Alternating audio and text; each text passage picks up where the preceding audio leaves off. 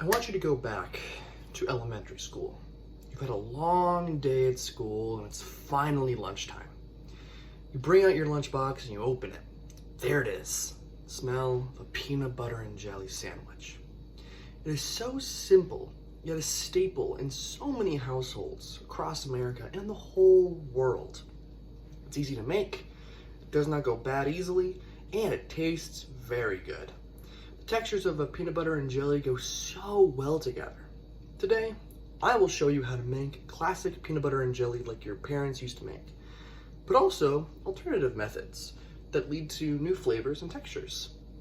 We'll be combining nostalgia with nuance. So, to create a classic peanut butter and jelly, you want to take 2 slices of bread.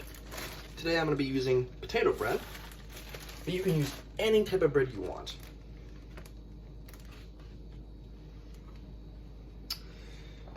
To dish out peanut butter and jelly, you want to use a knife for the peanut butter. It helps spread the peanut butter evenly. And with the jelly, you want to use a spoon, because if you use a knife, it's actually not going to be able to keep the jelly on for very long. You have to go in for multiple scoops. You want to use a spoon to take it out and plop it onto the bread. So, first things first, we'll get the peanut butter out. Of course, you can also do the jelly first if you want. There really is no way to do one first. So,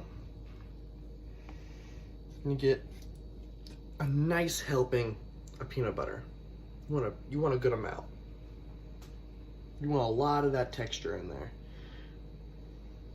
So, as you can see, I am spreading it all across.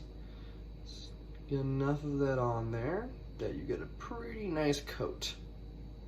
And when you're done, you can actually wipe off the edge of the bread to get the excess peanut butter off so you have less to clean. So, as you're done with that, you want to get the jelly, you want to get the jelly out. You want to get a nice scoop out of there. So, you don't have to get this much. I have a lot on my spoon. You don't have to get that much. Then you want to do is you want to take that and then you want to push in and smear it across the bread.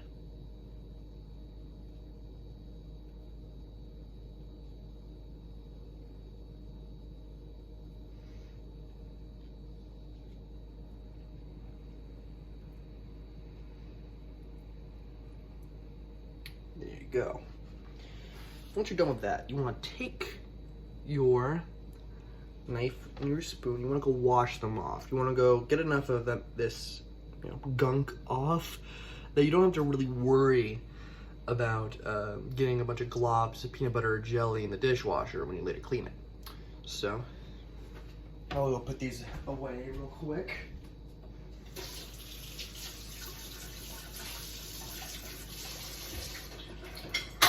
And also, a good thing to do with a peanut butter, as it's very hard to wipe off the peanut butter off of a knife, you want to take a paper towel and just take it all off. See? And now, if you want to, we're actually going to reuse this to cut our peanut butter and jelly. Of course, you don't have to cut it. A lot of people just put it like this. So, you want to put your 2 slices together. Bam! And then, you're going to take this knife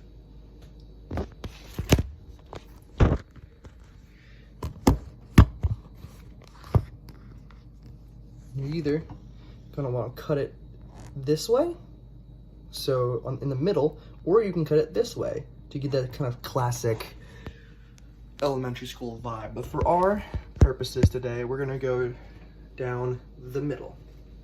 So just cut down the middle very quick. And with potato bread, you can cut through that thing very quickly. So, bon appetit. Delicious. Classic. But of course, some people eating this, they might have an allergy to peanut butter or jelly. So what can I do to mitigate that. So in the case of the steps to create peanut butter or jelly, if you need to get rid of the peanut butter, here's some interesting things that you can put in there. Cream cheese actually goes really well with jelly. If you've ever had a jalapeno popper, jalapeno poppers have cream cheese inside of them. Classic thing to do with jalapeno poppers is to dip them into jelly. So those flavors already go really well together. So in the case of smearing the peanut butter on the bread, you can instead smear cream cheese. Another one you can do is chocolate hazelnut, which is not so common. You probably have to go and look at your local grocery store for it, but just smear that on there and you're able to get past the limitation of peanut butter. But let's say you can't eat jelly, or you just don't like jelly. Some other interesting ways you can do that. You can put just berries. You can put strawberries, you can put blueberries, or anything that you want to have on there. Just throw it all on there and have that be your substitute. So the peanut butter's there, but then you take some fruits and berries just on there. But also, a very interesting one, it's actually very nice. If you want more of that kind of sticky texture of the peanut butter and jelly, you can put honey on there. You can just squirt the honey if you've got one of those bottles and squirt it. Or you can take a big glob with your spoon and just smear it around just like jelly. So those are some ways that you can mitigate the allergies of peanut butter and jelly. So let's do something really fun here. Let's say that you just disregard everything I just said. Of course, still use those steps, but don't think about what just happened and what happens when you think of the word peanut butter.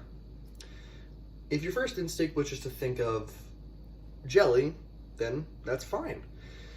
We associate jelly with peanut butter a lot, and why is that? You see, in psychology, we have discovered that our brains will look for patterns. We want to find patterns between the information that we are absorbing and consuming. So, you eat enough peanut butter and jellies in your life, these two things become associated. Of course, this is in your perspective, in your view of the world itself. And then, interestingly enough, in Chantal Marshall's article on Medium called How a Sandwich Can Teach Us About Implicit Bias, she actually discussed that some people in a study said, quote, they thought of death because of their severe allergy. So they were said, like, what do you think of when we say the word peanut butter? And they said death because they have an allergy. So we associate it with patterns or with different things. And that idea of implicit association is what it's referred to, or implicit bias, is kind of relevant in almost all of psychology. A major thing we use it in that is in research on racial bias. The entire article that Chantal Marshall writes is very enlightening on the idea of racial bias and just implicit bias in general. I really recommend you go read it on your own. So, who knew we could learn so much about psychology from a sandwich? This sandwich is always one tied with fond memories, no matter how you make it. At the end of the day, a peanut butter and jelly sandwich is a nostalgic and classic dish that will always be made by families across the world. It is simple, yet amazing. Have a good day.